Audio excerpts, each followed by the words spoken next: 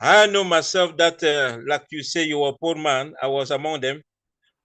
It was a true giving. I saw gradually like things were changing in my life. I see money coming, the money I did not expect. I remember I have a house for good 2 years. I couldn't find a lodger. After start giving in the church, I found a lodger.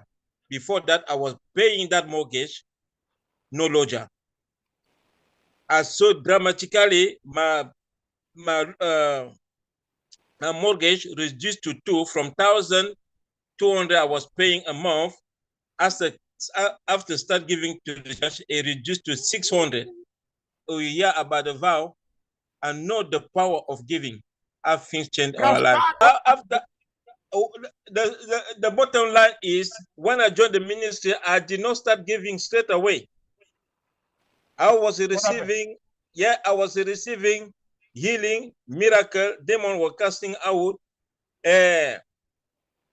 Pastor James was behind me. That man of God, pay your tithe, pay your tithe, pay your tithe, pay your tithe.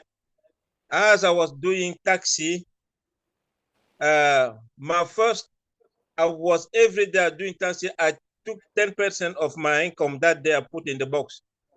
I received 180 pounds. And then I remember it was that early morning service. I went after working all night, taxi. I went and saw Pastor James. I said, this is the money I keep for 1 month. It was 180.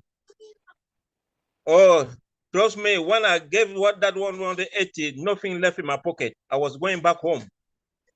Nothing left in my pocket. So you are telling us you are doing a minicab taxi business in London? Yes, man of God. And you could only make 180 pounds a month?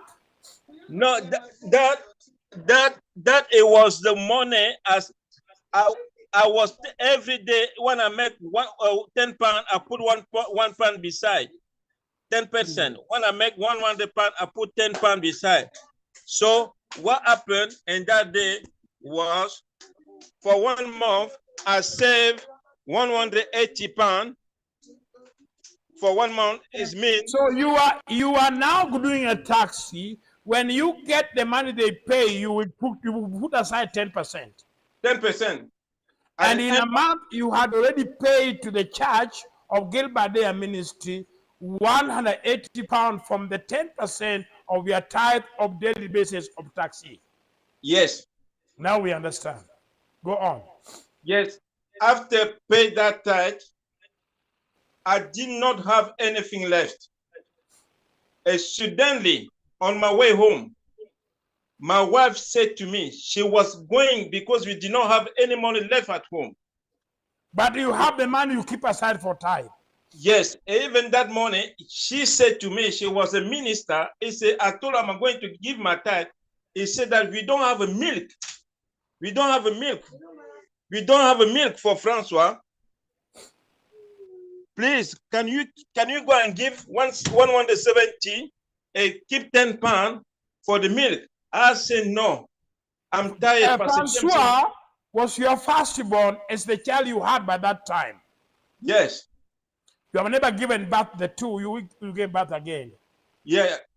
So your wife was telling you the money you have kept to pay tithe, it is 180. Can you pay 170 and leave us to have 10 pounds for the child milk?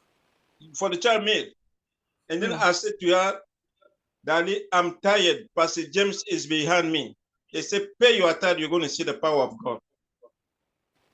And then as I'm giving 180 pounds, going to Newcastle to get a train to go to Crowley, I was shaking because I didn't know what will happen to me at home because my wife was just waiting for me. No money, no milk for Francois. And now she called me. She said to me, pick up the phone. She sent the message, pick up the phone. I have something to tell you. I did not want to pick up the phone because I'm scared that we're going to have an argument. No money. And then she said that she was going to the bank, Barclays Bank, as she to go and check if we receive some benefit from the council, to go and check if there is some money in the bank. And then you hear pim, pim, pim, pim, pim, pim. Money was coming, money was there. And then the money was about to enter back to the bank account, and she managed to grab it. It was 300 pounds. That day you are panicking, so Yeah. he got 300 pounds from the bank. From the bank. It's double almost what you had already paid and what she wanted to force you not to do so. I'm telling you, man of God, I pay 180. Listen to me very well. And then I have one lodger, a one man. He left the house. He left the house because Francois was making noise at night. You are tenant, you call lodgers. In that house, you have a room that you put a lodger, a tenant, which was paying you the money. Yeah. He left that room, he went to find another place. And now that lodger called us back the same day. Please, Adeline, where I am now, I found a room where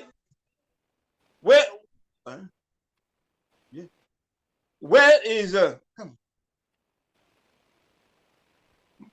Adeline? I just arrived from work. you know. Greeting, Adeline. We are getting your testimony, Adeline. That's why we are enjoying. Lovely woman. You know, it's me. I'm looking after the children. She does the work. she's a hero worker. Yeah. Amen. So we are talking about how your husband managed to get a miracle blessing that you have. I've just taught and is getting to continue with us, and Adeline also can tell us more. And that day, the man called George. He called us back, said, Adeline, where I am now, I have men who want to sleep with me. They knock my door every day. Please, can you allow me to come back to your house? I prefer Francois noise. That man want to sleep with me. I pay you 3 months deposit. That is the lodger that has left. Yeah. Oh, that was God. Now, you are now 900.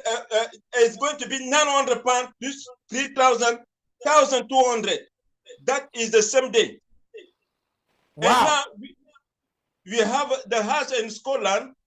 Now that house in Scotland, you used to pay maintenance fee because we did not pay the maintenance fee. They hold the money from the lodger. So what happened there was we couldn't get the money. And suddenly, Adeline received a message that the money has been paid to your bank account. The money you hold has been paid to your bank account. How much it was? 325. Now, from 180, I am above 1,500. Hang on there. Did I not tell you how I pledged to pay, and my cousin also brought the money? And this is similar to how I started my blessing. Yes. I never had this testimony from you, but you are building my faith also too. Yes.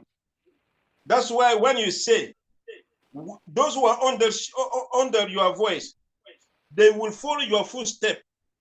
And that when you told that miracle today, it's just the same. It's similar to my miracle. What happened 100%. to you? It happened to me. And so, and from that day, I said, "Oh, there is somebody up there that when you pay the money, you receive more." And from that day, I start giving. Man of God, I was giving in that level that when I give 10 pounds in the church, I'm going to the cash point to check if God put money. But Adeline, your wife volunteered to give. She took the best car, gave it, and you are now the people who are financing the church and decorating the house and everything. You are committed completely. You gave your wife to serve as a driver without getting paid. From there, we got the taste of giving. Man of God, we were giving, and then nothing left to go and check to the bank account if God give us. One day I was in Catford. I pay my tithe, and now the car was running out of. I parked my car. Put £2. £2 was not enough. When I went back to put more money, as I put £1, all the money was not come out. I am so much touched because when we bought almost 10 buses of Gilbert Deya ministry, you and your wife said that you will be paying all the insurances and all the mechanical payment. And I was wondering because a bus which carried people, the insurance was so expensive, Gaspar, than even the car. But you people maintained that almost 2 years. Yes, man of God, many people they couldn't understand. Is the river. Many people couldn't understand where we are coming with the money. As we were giving, God was making a way. You remember? I remember your wife had an online business. She was buying the clothes, wearing them, putting them on the eBay, and selling big money on it. Adeline, how did you do that? And I know you are making big money because in reality, the period you are working full time in the ministry pay no 1 penny as a salary. You are coming with your money, you are working as well as Lucy does. You never want to take 1 penny to pay for your expenses, meaning that you have no desire with the church money. But you are working 7 days a week and also flattering the heirs of women and buying cars, put them in eBay, and you are working very comfortable. Give this testimony. I want you to encourage me again. I want to hear your mouth because you are Adelaide. You are the one who make that family to be one of the richest family now. Talk about this. Dad, I'm first of all very happy to see you again. Yes. Yeah. And if I haven't been coming, like you said, I work. Your God has made provision for me to have a very good job. And yeah.